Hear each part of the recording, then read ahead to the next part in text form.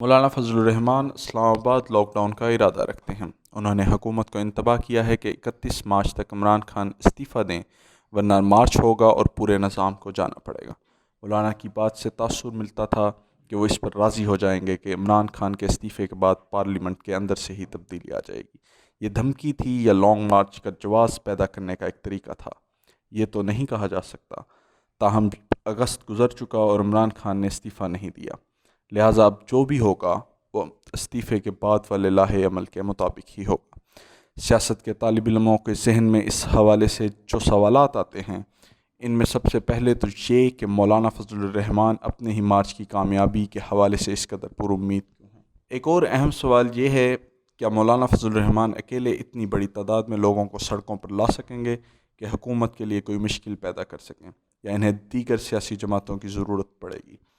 اسی سے ایک اور سوال بھی جنم لیتا ہے، حزب اختلاف کی دیگر سیاسی جماعتیں اس حوالے سے مولانا فضل الرحمان کا ساتھ دیں گی یا نہیں؟ سب سے اہم سوال کا جواب تلاشنے کی کوشش کرتے ہیں کہ مولانا فضل الرحمان اپنی کامیابی کے حوالے سے اس قدر پر امید کیوں ہیں۔ سیاسی سمجھ بوجھ رکھنے والوں کے خیال میں اسٹیبلشمنٹ اور عمران خان کی نہ صرف سوچ میں کوئی فرق نہیں، بلکہ ان کے اہداف اور مقاصد بھی بڑی حد تک ایک دوسرے سے میل کھاتے ہیں۔ یعنی یوں کہا جائے کہ حکومت اور فوج ایک ہی صفحے پر ہیں تو بے جانا ہوگا۔ تاہم واقفان حال ہونے کا دعویٰ کرنے والوں کے مطابق معاملات اتنے بھی سادہ نہیں۔ اب سے چند روز قبل نیا دور کے لیے خصوصی رپورٹ میں باخبر صحافی زلمے آزاد نے لکھا کہ مولانا فضل الرحمان کی جماعت کے اہم ترین عہدیداروں کے مطابق مولانا صاحب کو بھی کچھ لوگوں کی آشرواد تو حاصل ہے، اور ایک اعلیٰ عہدیدار نے تو یہاں تک دعویٰ کیا کہ انہیں گارنٹی دی گئی ہے کہ لانگ مارچ کو روکا نہیں جائے گا۔ گزشتہ کچھ دنوں سے ٹی وی کے اوپر تحریک انصاف حکومت کی کارکردگی پر نہ صرف بے انتہا تنقید کی گئی، بلکہ یہ تنقید ان حلقوں کی جانب سے آئی جنہیں عمومی طور پر تحریک انصاف کا حامی سمجھا جاتا ہے۔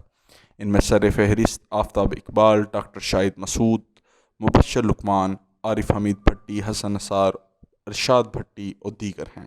ڈاکٹر شاہد مسعود نے تو یہاں تک کہا کہ عمران خان کو اگلے چند روز میں سسٹم کی سپورٹ کم ہوتی نظر آئے گی، جن میں لوگوں کے استعفے آئیں گے، کرپشن کے کیسز سامنے آئیں گے اور عمران خان صاحب کو اندرونی محاذ پر دباؤ کا سامنا کرنا پڑے۔ شاہد مسعود نے جس دباؤ کی طرف اشارہ کیا ہے، دیکھا جائے تو وہ بتدریج بڑھتا ہوا دکھائی دے رہا ہے۔ مثلاً شہباز گل اور اون چودھری کی برطرفیاں اور میڈیا میں موجود بدلتے موسموں کا حال بتانے والے صحافیوں کی بدلتی نظریں بھی اس حوالے سے اہم ہیں۔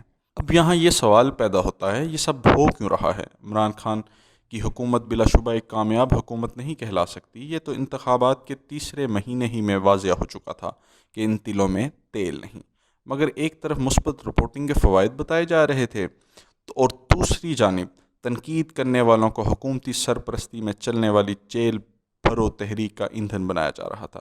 حکومتی وزراء ٹی وی پر بیٹھ کر دھڑلے سے 5000 پھانسیوں کی خواہش کا اظہار بھی کرتے تھے، اور اینکر حضرات میں یہ جرأت بھی نہ تھی کہ وزیر موصوف کے اوپر لگے کرپشن الزامات کا جواب ہی طلب کر سکیں۔ اور اب یہ عالم ہے کہ وہی اینکر حضرات سسٹم کی سپورٹ کم ہوتی دکھائی دینے کا عندیہ دے رہے ہیں۔ حکومتوں کے رہنے اور چاہنے کی پیش گوئیاں کرنے والے وزیر، جو عمران خان کے انتہائی اچھے دوست بھی ہیں، کی زبان پھسلنے لگی ہے۔ جو کبھی این آر او نہیں دیں گے کی گردان کرتے نہیں تھکتے تھے، آج اعلان کرتے ہیں کہ Imran Khan N R O نہیں مانگے گا۔ دوسری جانب وزیر موصوف، جو کبھی کہتے تھے کہ نواز شریف کی سیاست ختم ہو چکی ہے، آج کہتے سنائی دیتے ہیں کہ ڈیل ہوگی یا نہیں مجھے نہیں پتا۔ ذرائع کے مطابق عمران خان حکومت کی معاشی پالیسیوں پر مقتدر قوتوں کو اب بالکل بھروسہ نہیں رہا۔ گو یہ بات اسد عمر کے استعفے سے ہی ثابت ہو گئی تھی۔ تاہم کشمیر کے مسئلے پر حکومت کی جانب سے انتہائی کمزور سفارتکاری کی گئی، اور حکومتی ٹیم کے کمزور رد عمل کے ساتھ ساتھ یہ احساس کہ پاکستان کی اصل کمزوری معاشی عدم استحکام ہے، مقتدر قوتوں کو سوچنے پر مجبور کر دیا۔ حکومتی ٹیم کے کمزور رد عمل کے ساتھ ساتھ یہ احساس کہ پاکستان کی اصل کمزوری معاشی عدم استحکام ہے، مقتدر قوتوں کو سوچنے پر مجبور کر رہا ہے۔ مزید یہ کہ عمران خان حکومت کی نااہلی کا بوجھ اپنے سر لینے میں کسی کو بھی اپنا فائدہ نہیں دکھائی دیتا۔ اب دوسرے سوال کی جانب آتے ہیں، کیا مولانا فضل الرحمان اتنی بڑی تعداد میں عوام کو اکٹھا کر سکیں گے کہ حکومت کے لیے مشکلات کھڑی کر سکیں؟ اس کے ساتھ یہ سوال بھی اہم ہے، کیا حزب اختلاف کی دیگر سیاسی جماعتیں بھی ان کا ساتھ دیں گی یا نہیں؟ سینئر اینکر اور صحافی عاصمہ شیرازی کے کالم سے اشارہ ملتا ہے کہ پیپلز پارٹی اس معاملے میں یکسو ہے کہ وہ مولانا کے مارچ کا حصہ نہیں بنے گی، مگر حزب اختلاف کی سب سے بڑی جماعت مسلم لیگ نون اس حوالے سے تذبذب کا شکار ہے۔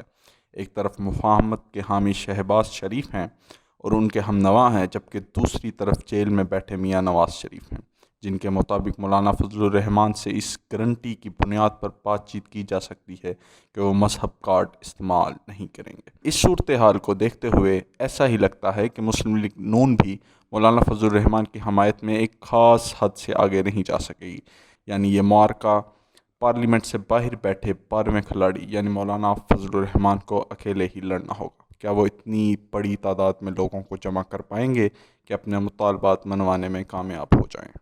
سیاست کی سمجھ بوجھ رکھنے والوں کا یہ ماننا ہے کہ 15 لاکھ یا 20 لاکھ تو شاید ممکن نہ ہو پائے، لیکن 50,000 سے 1 لاکھ آدمی بھی حکومتی نظام کو مفلوج کر سکتے ہیں، اور ان کا یہ بھی ماننا ہے کہ مولانا فضل الرحمان اتنی بڑی تعداد تو کم از کم اسلام آباد میں جمع کر ہی لیں گے۔ یہی وجہ ہے کہ تازہ ترین اطلاعات کے مطابق حکومت نے مولانا فضل الرحمان کا دھرنا رکوانے کے لیے سعودی حکومت سے مدد طلب کی ہے، جبکہ یہ افواہ بھی گردش میں ہے کہ عمران خان کے اہم ترین ساتھی جہانگیر ترین کی سربراہی میں جلد ایک وفد مولانا سے ملاقات کرے گا اور انہیں دھرنا نہ دینے پر قائل کرنے کی کوشش کرے گا۔ کیا یہ کوششیں کامیاب ہوں گی؟ اس سوال کا جواب تو قبل از وقت ہوگا، لیکن ایک بات تو طے ہے، اگر مولانا فضل الرحمان نے ان کوششوں کا مثبت جواب نہ دیا تو حکومت کے لیے آنے والا اکتوبر پتجھڑ کا موسم ثابت ہوگا۔